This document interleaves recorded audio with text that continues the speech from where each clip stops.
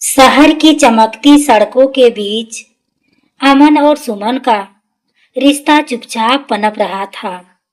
अमन बड़े उद्योगपति महेश्वर लाल वर्मा का इकलौता बेटा था, जिसके पास हर सुविधा थी। सुमन एक साधारण परिवार से थी, जहां सपने बड़े थे लेकिन साधन सीमित। दोनों की मुलाकात कॉलेज के दिनों में हुई, जहां सोच की समानता ने दिल को जोड़ दिए।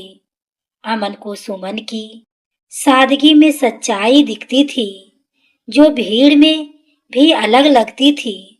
सुमन के लिए अमन का साथ किसी सुरक्षा कवच से कम नहीं था, लेकिन हर प्यार की तरह इस रिश्ते की भी राह आसान नहीं थी।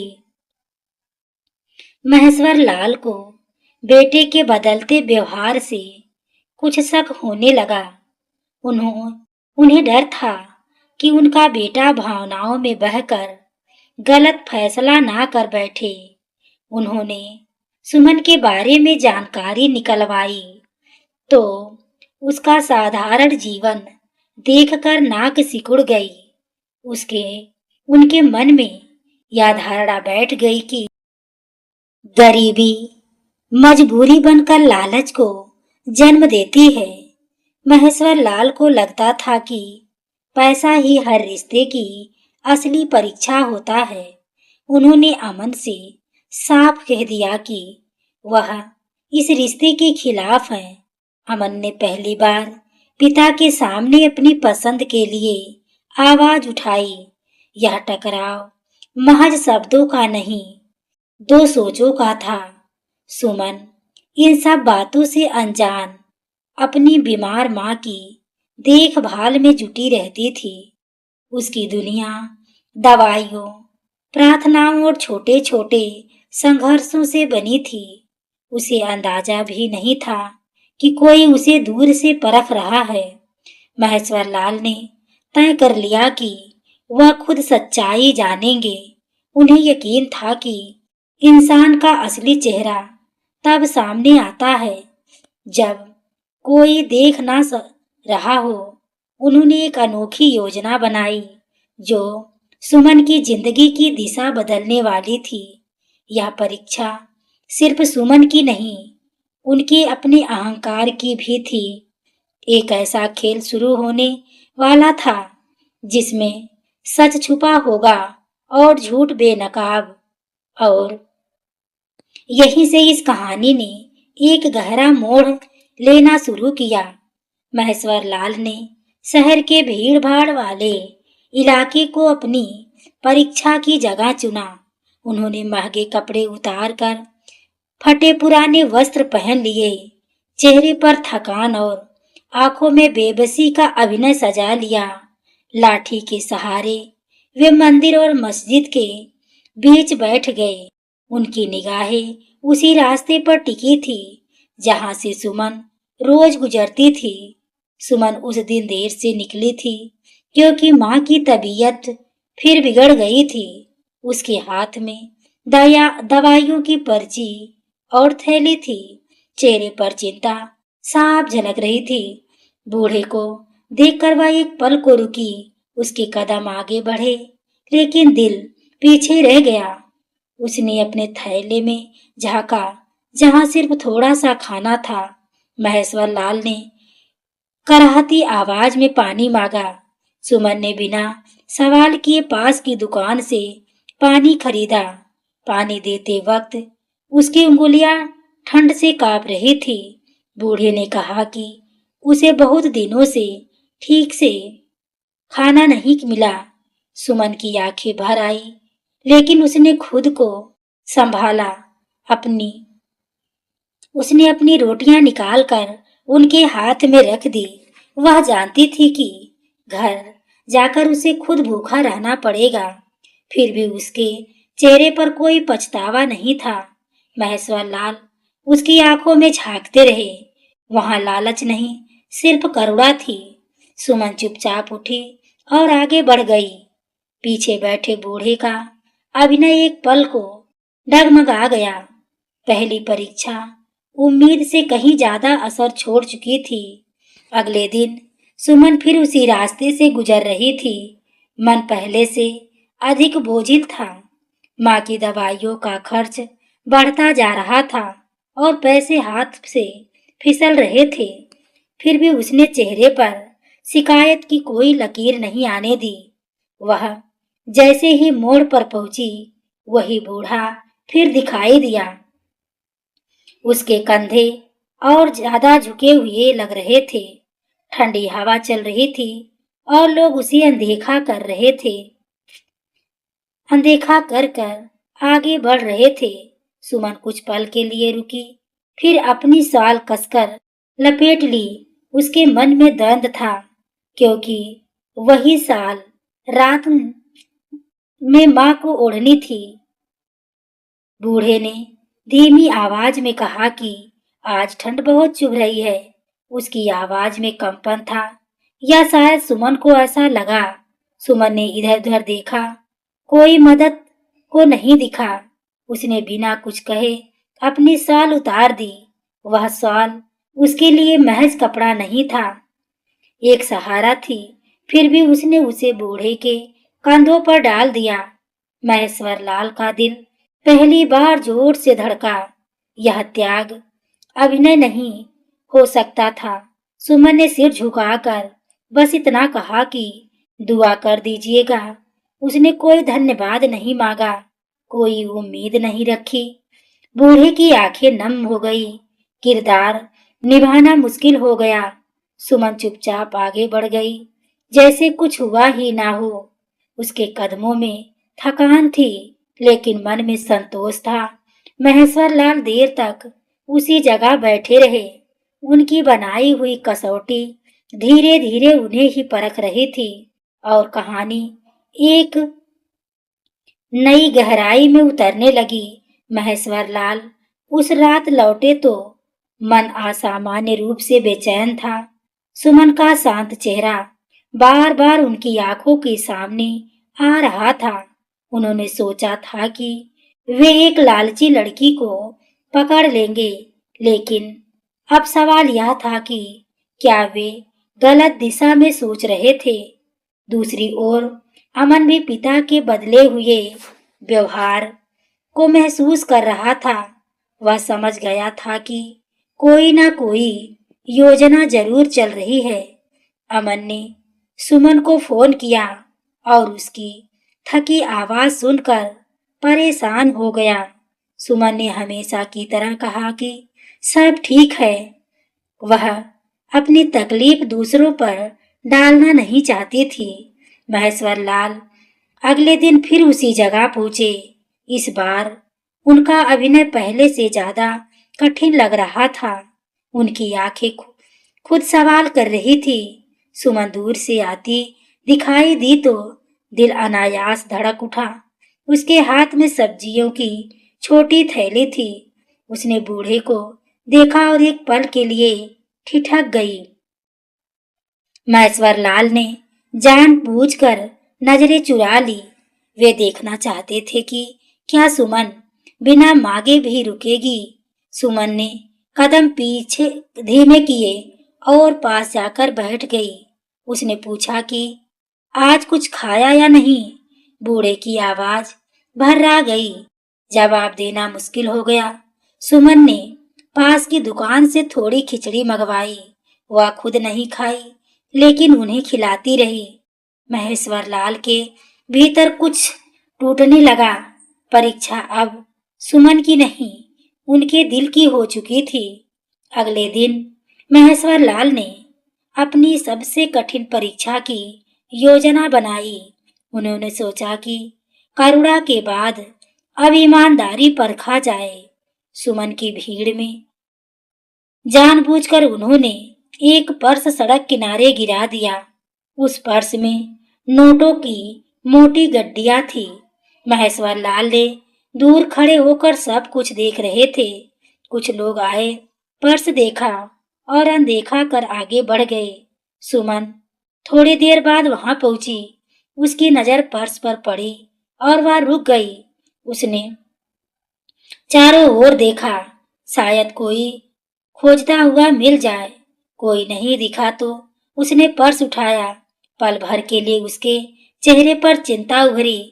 उसके मन में भी माँ की दवाइयों की छवि उभर आई।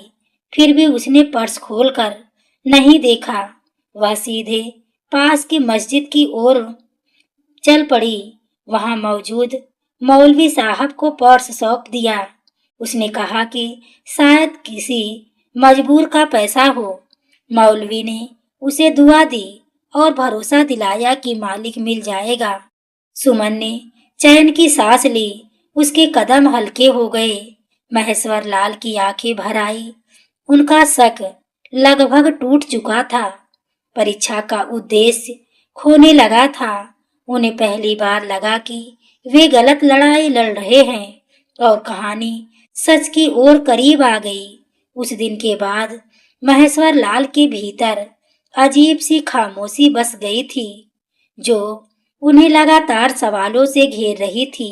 उन्होंने जिस लड़की को लालच की नजर से देखा था, वही अब उनके सोच की दीवारें हिला रही थी। रात को जब वे अपने आलीशान कमरे में बैठे थे, तब भी सुमन की सादगी उन्हें सोने नहीं दे रही थी। उधर सुमन अपनी छोटी सी दुनिया में माँ की सेवा करते हुए दिन काट रही थी। बिना किसी शिकायत के उसकी माँ कई बार पूछती थी कि बेटी इतनी थकी क्यों हो, लेकिन सुमन मुस्कुराकर बात टाल देती। अमन भी भीतर ही भीतर सब समझ रहा था, पर वह चाहता था कि सच्चाई अपने आप सामने आए। महेश्वर लाल ने तय किया कि अब यह खेल ज्यादा देर नहीं चलना चाहिए, पर अहंकार आसानी से हार नहीं मानता। यह बात वे भी जानते थे। अगले दिन वे फिर उसी जगह पहुंचे, लेकिन इस बार उनके कदम भारी थे। सुमन उन्हें देखते ही पास आ गई, जैसे कोई अपना मिल गया हो। उसने पूछा कि तबीयत अब कैसी है और रात कहाँ बिताई। महेश्वर लाल को जवाब देते समय पहली बार झिझक महसूस हुई। उन्होंने महसूस किया कि सुमन की चिंता में कोई स्वार्थ नहीं है।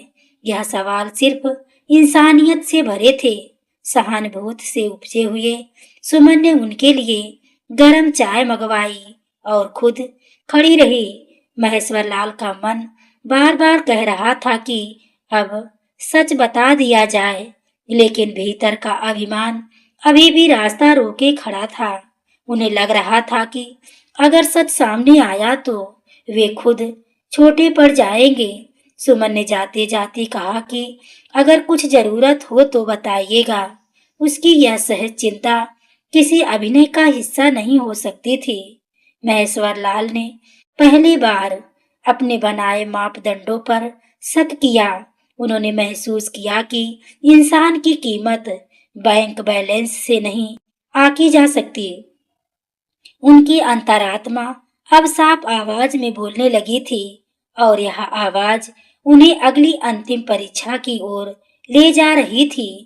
कई दिनों की चुप्पी के बाद महेश्वर लाल ने आखिरकार अपने असली रूप में सामने आने का फैसला किया।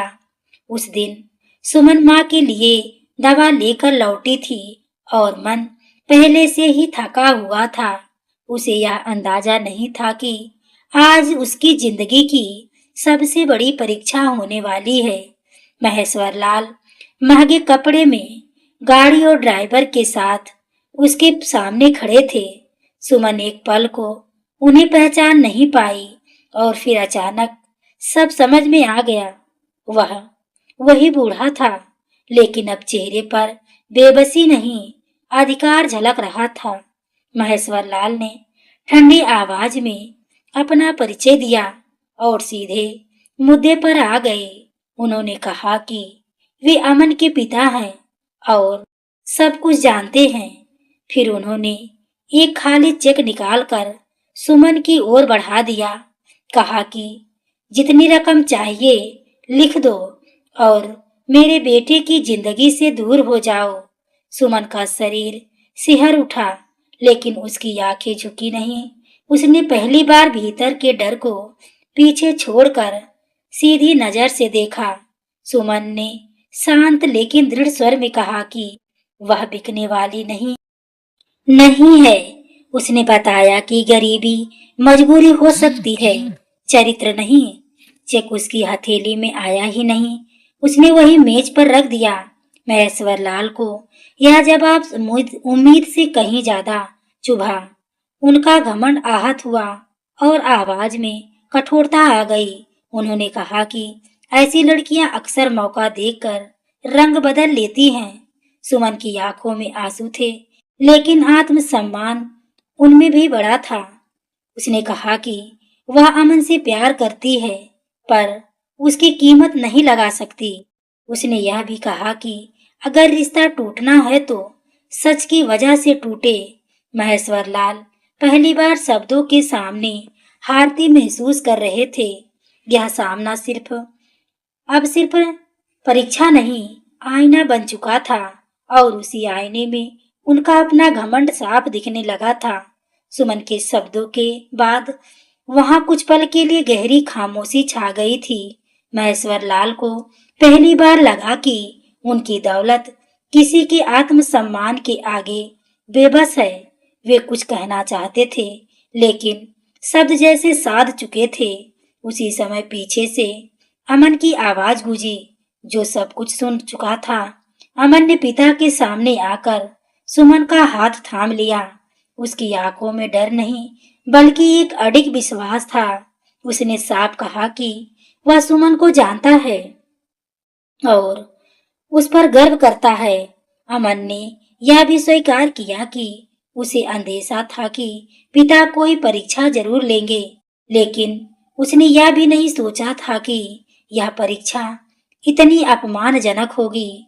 महेश्वर लाल बेटी की बात सुनकर भीतर तक हिल गए।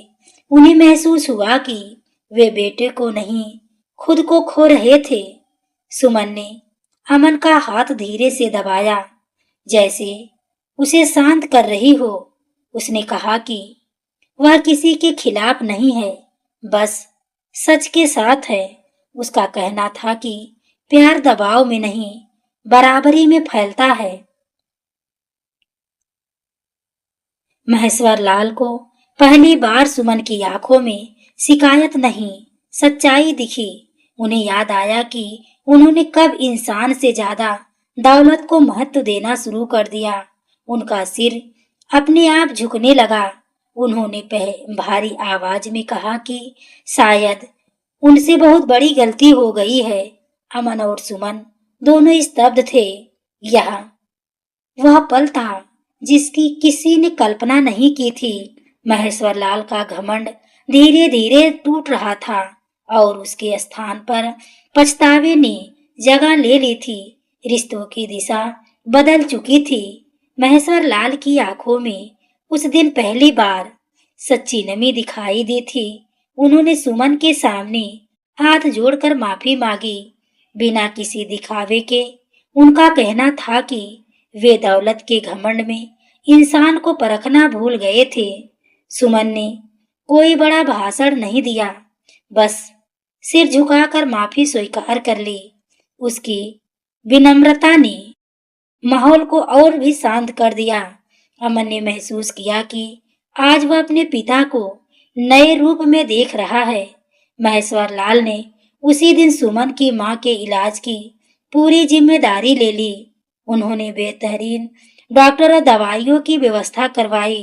सुमन की मां की आंखों में बेटी के लिए गर्व और राहत दोनों थे।